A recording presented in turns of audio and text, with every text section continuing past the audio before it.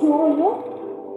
Gihimo sa Dios igsuon ang tanang mga maayong butang diri sa kalibutan para sa atoa. Doon ta sa iya igsuon. Ngano ang atong nasod, ngano inani igsuon ang Pilipinas, kalapait, kurap, tungod sa sala. Pabantay mo, bisan niya sa Senado igsuon. Puro na mga verses, diba, sa Cayetano. Tuyo na sa Ginoo aron nga makahinulsong ta, aron nga i-promote sa Dios kini atong nasod. Nagdili kita ang mga muhang sa laing nasod igsuon, luoy kay mga Pilipino. Isa ko ka OFW igsuon sa laing nasod na luoy kay Pilipino. Nagkaugon lang ito.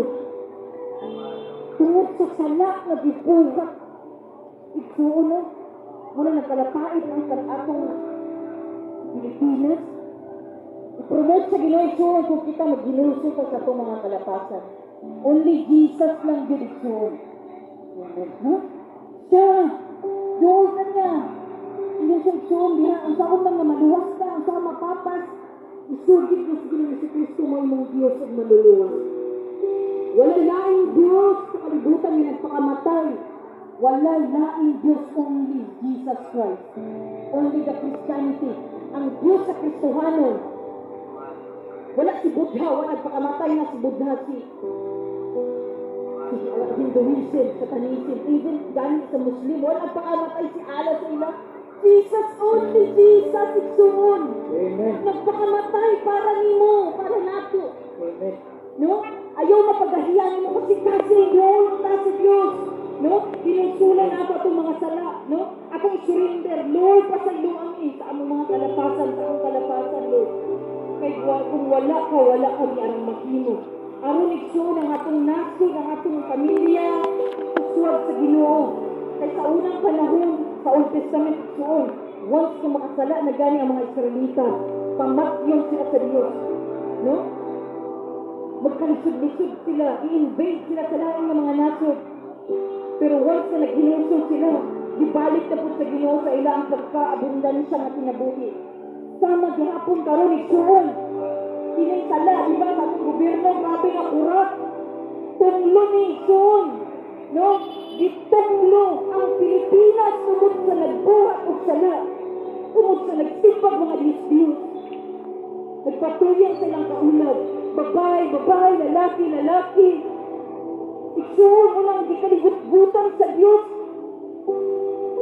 Walang nagibuhat sa Diyos, igsuon nga, para mag-best friend mo ni Satan.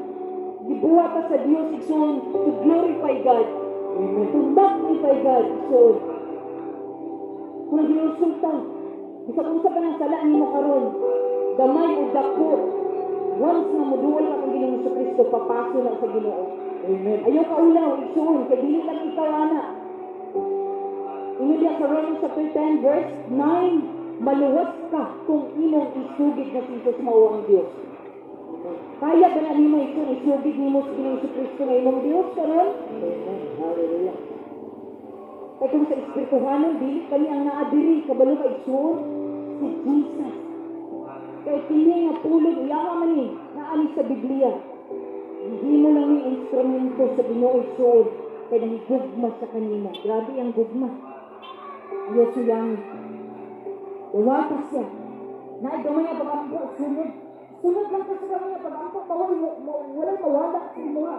Kung ka lang mo religion, mo dituuhan kami nga makaluwas, padayon na nga. Importante ang atong relasyon.